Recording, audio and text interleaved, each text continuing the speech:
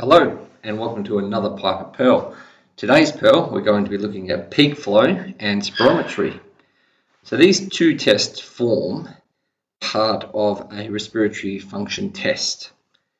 Now they're very different. One is very specific, which is spirometry, and the other one is more of an indication that is generally used for long-term management of conditions.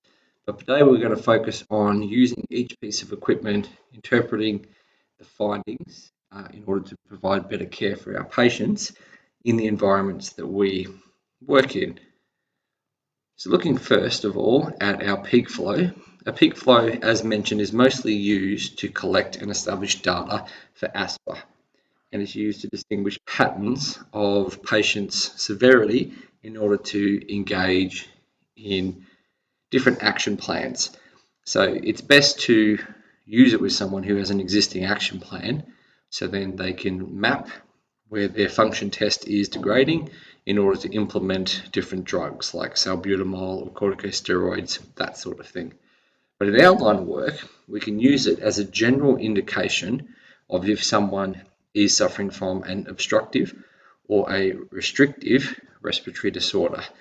So it is a simple tool, very lightweight, not expensive tool that you can use as more of a diagnostic indication of further management and investigation for your patient. So if you're thinking that there's some sort of respiratory obstruction or restriction that's going on with your patient, you can simply get them to perform the peak flow test, get the number, and then indicate how severe they are and what sort of management or escalation you should go through. Now, the best way to do a peak flow is in the sitting or standing position. Make sure the peak flow is set at 0, and then you get the patient to wrap their lips around the mouthpiece and blow as hard as they can. Their goal is to obviously push as much force as they can out in the shortest amount of time in order to get the highest value. Now you can do this 3 times in order to get the best value, but we're only really looking for the one value. So the best value, there's no need to average out the numbers or anything like that. It's just the best one. Watch how the patient does it for starters, and then give them tips and tricks of how to potentially improve their respiratory flow.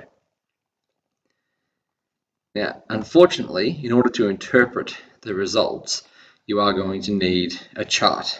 Now, there's many charts out there, and they often differ depending on demographics that you're working with. Okay, mostly ethnic demographics.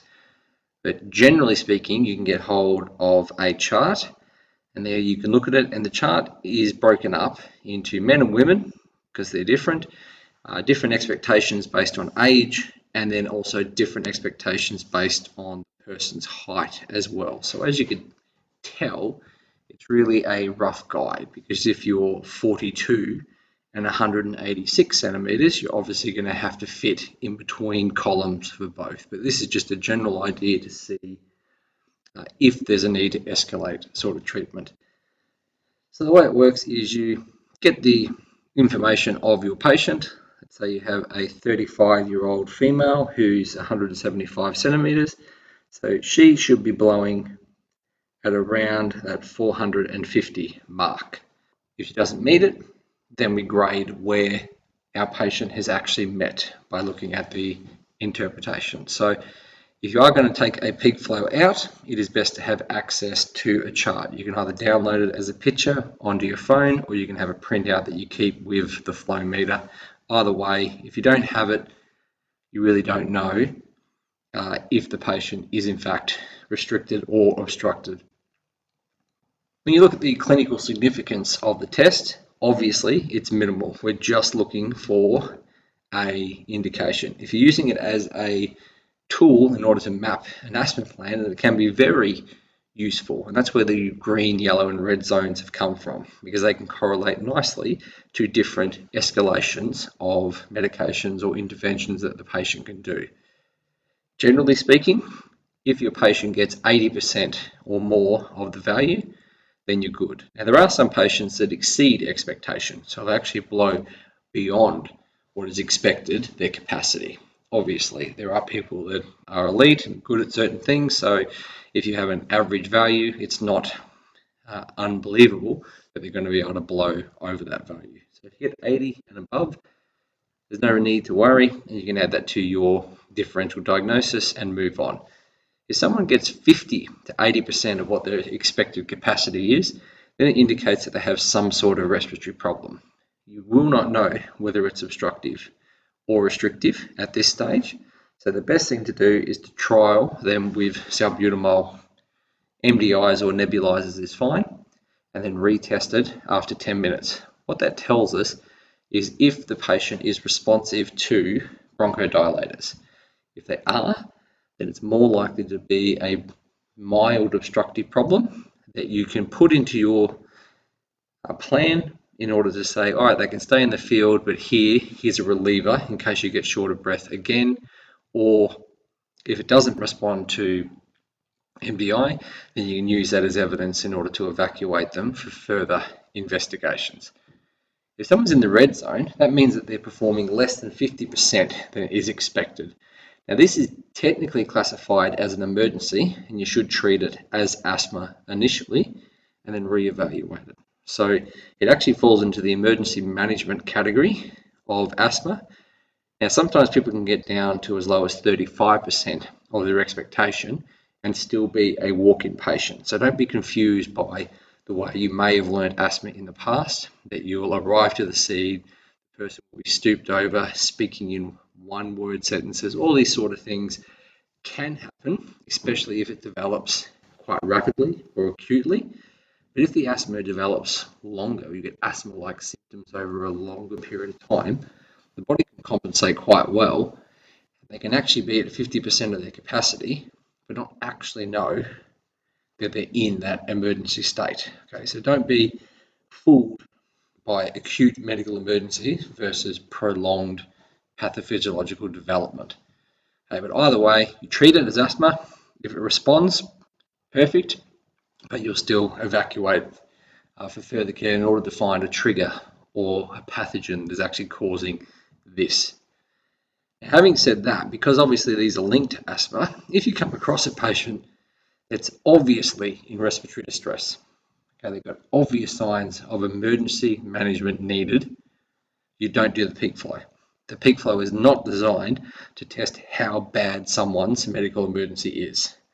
You skip the peak flow and you go straight to treatment and you move on from there.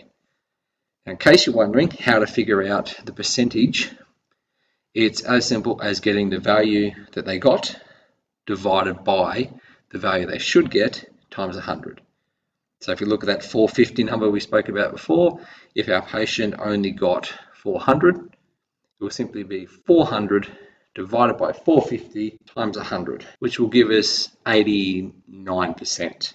So she'll be fine. We wouldn't have to worry about her. We can add it to the differential diagnosis and we can move on to something else. Okay, so that's peak flow.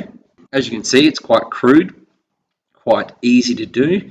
Like I said, ideally designed for asthma management as a take-home tool. We can use it when we can't really afford to carry an expensive and large spirometry, which we'll move on to now. So looking at a spirometry, it's obviously a far more sensitive test for lung function overall. It is expensive and it is large. Okay, they are working on more portable devices that you can get, which are relatively cheap, but they don't quite give you the same numbers as the proper spirometry does. Now, in our world, we use it mostly for comprehensive medical assessment for our divers and our aircrew, but it can 100% be used as an indication to really pinpoint whether or not a respiratory disorder is obstructive or restrictive, and if that respiratory disorder responds to bronchodilators as well. So modern spirometries are fantastic. Okay, there's no longer a large complex equation that you need to put in order to get the predicted values versus the actual values. The spirometry machines will do them itself. A lot of spirometries will measure an ideal inspiratory volume versus expiratory volume, and you'll be able to tell a lot of good information from the spirometry. But it does rely on you as a clinician putting the correct data in and coaching the patient correctly in order to get the best result. So speaking of data, data is everything when you're dealing with a spirometry. When the complex machines didn't exist, you had a series of charts and a lot of different charts for different sexes, different ages, different ethnicities, and sometimes weight was thrown in there as well. So it was a very complex equation. If you try to look it up now, you can find examples of it, and it's quite scary to try to have to do that. So thank the lucky stars that you now are a clinician in the modern times, and spirometry is quite simple. But you need to put the height in. Weight can be a good thing to get, but mostly to use for an interpretation of the result if the person is obese on visual observation. Age is essential, sex is essential, and so is ethnicity. Noting someone's smoking history is useful as an indication why someone may be a little bit less if they're old or more if they're younger, believe it or not. When you're doing it in ideal space, and this thing's to note, to take into account when you view your results, is the medications that they're using. So if somebody is taking a short-act beta agonist like salbutamol, and if they've had it within the last 4 hours, that will skew the result. Same as a short-acting muscarinic antagonist, and you got 12 hours. Now the long-acting ones, generally speaking, is your 36-hour mark, unless the person is taking a medication that's required twice a day, as opposed to once a day. So if they're on a long-acting medication, beta agonist or muscarinic antagonist, then you get 36-hour leeway. If they're taking it twice, then it's 24-hour leeway. Now, things like exercise and food can also alter the result, so just be aware of that. If you're doing it in an emergency sense, all these medications, exercise and foods don't really stop you from doing the test, but it obviously is taken into account when you look at the results. If you're doing it as part of a comprehensive medical, then it's a matter of educating the patient before they come in for their test and recommending that they wait if any of these variables actually exist. When you're conducting the test, you need to keep up with the times. That's probably the best advice. The spirometry evolves and they keep bringing out recommendations. The national councils of asthma around the world will bring out recommendations in order to optimize performance of asthma management and spirometry care. So in order to get good results, we'll talk about the fine-tuned parameters of the results, but in order to put yourself in the best position to get the best result for your patient, you need 3 good tests. Okay, that's not 3 tests, that's 3 good tests that fit the criteria that we'll go through later on. Now, if you continuously get bad tests, it's best to stop at 8. After 8, the person will be too exhausted to continue and will actually degrade the values of the test due to fatigue of the actual muscles that are used. Okay, so just keep that in mind. Get the person sitting upright. Standing is not the best idea because the prolonged exhalation can actually result in them fainting, and then it's harder to catch them. If they're sitting, it's pretty easy. A recent update to the technique. As only a few years ago, maybe 5 or so, people were recommended just to exhale into the actual spirometry. That's not the case anymore. The best way to get the results now, and the recommendations of 2023, are, first of all, to get the patient to get a good seal around the mouthpiece, and then take a full breath in. And a full breath in to the point they're actually not comfortable anymore, and then blow out as hard, fast, and as long as they can without pausing for any longer than 2 seconds. So it's a big breath in, minimal pause, and then a hard, rapid blowout, and then they continue to blow out, maintaining that pressure of blowing out a few seconds after it starts to feel uncomfortable.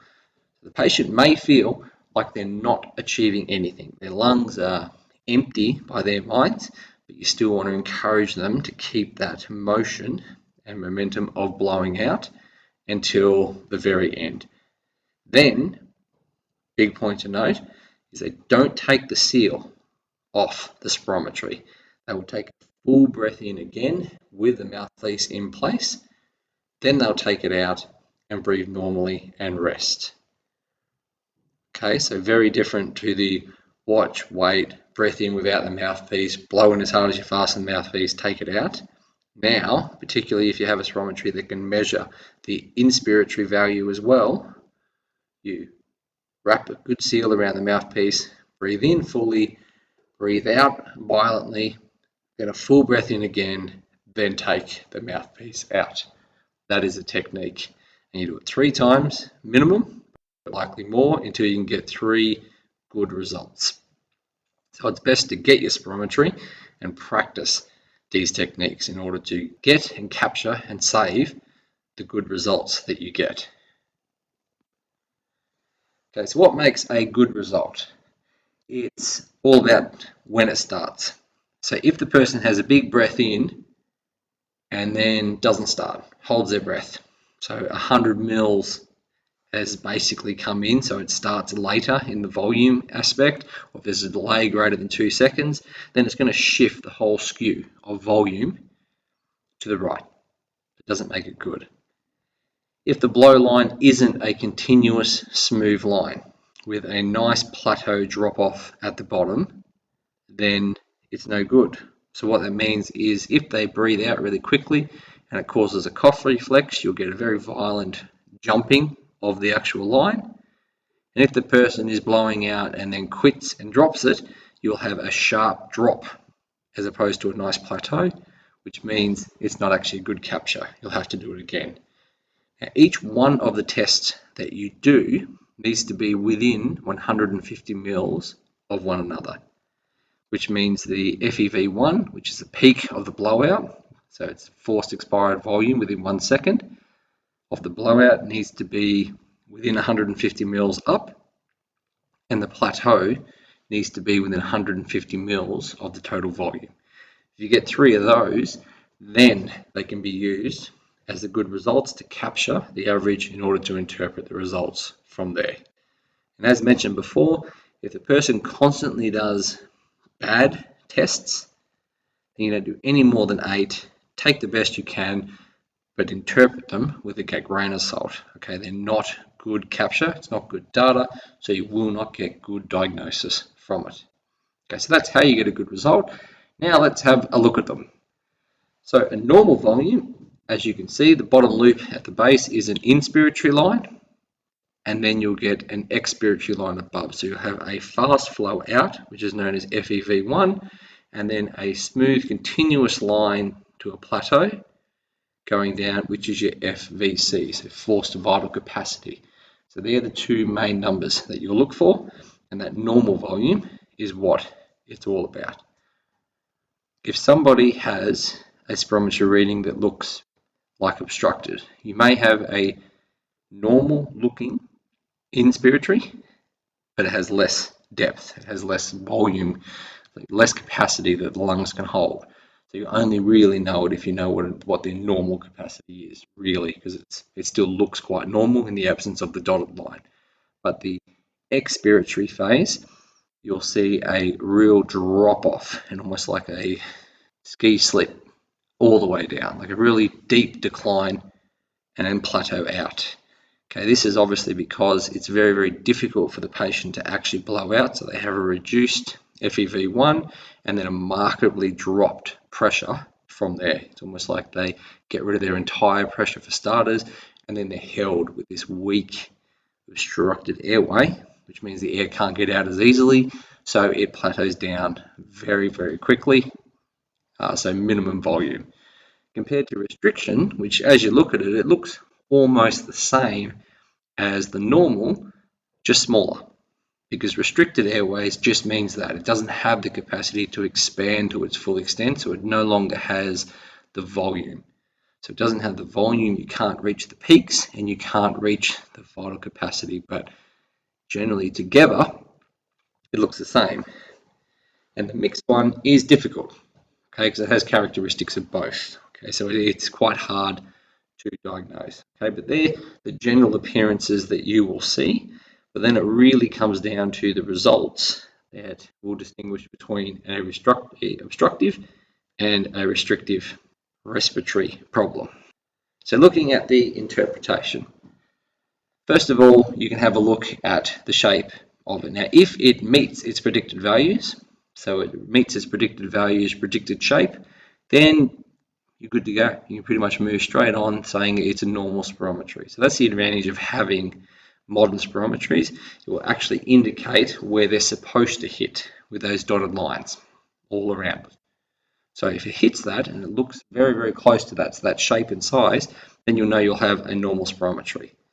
If not, then you'll look at the ratio.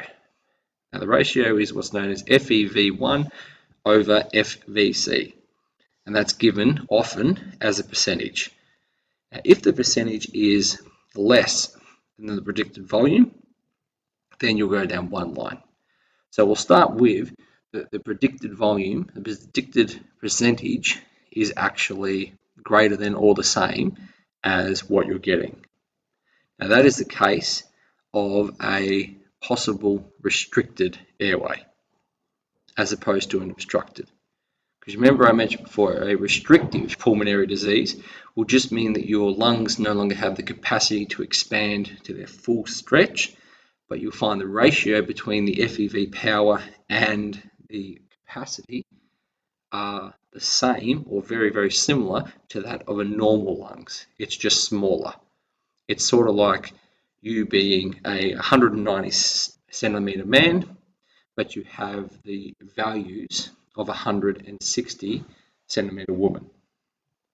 Okay, so the ratio is still fine, but the values themselves are less. Okay, so we'll automatically go down the no route, which brings us to being either a normal spirometry if our total capacity is normal.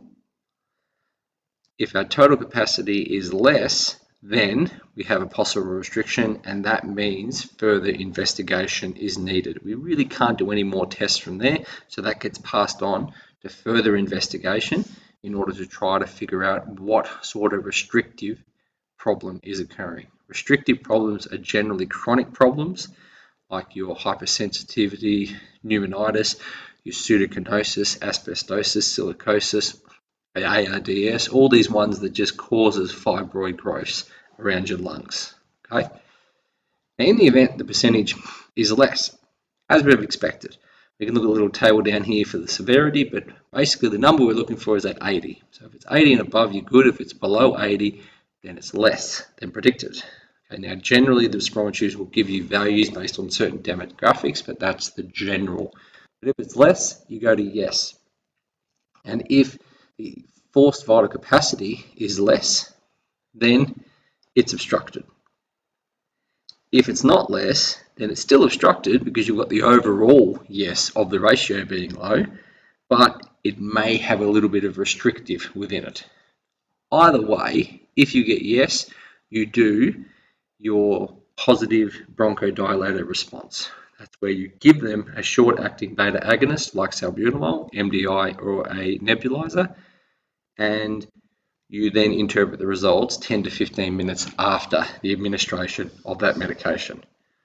And what we're looking for is we're looking for a 12% increase in the FEV1. Okay, now, if it's written in mils as opposed to a percentage, then you're looking for greater than 200 mils. Nice and easy. If it's written as a percentage, then you'll need to do a little bit of maths, but you're looking at FEV1 value or FVC value. If they're written as a percentages, you need an increase of over 12%. If your spirometry writes it as mils, then you need an increase of 200 mils in order for this obstructive problem to be responsive to bronchodilators. Okay? If they're not responsive, then you have a fixed expiratory problem, which needs further investigation and different sorts of management. If it does respond, then you know how to manage it. Just put them on an asthma plan and you can manage it from there on. Now, the last point I'll note, because it can be quite confusing, is just how to calculate the pre and post, the short-acting beta agonist response for obstructive airway.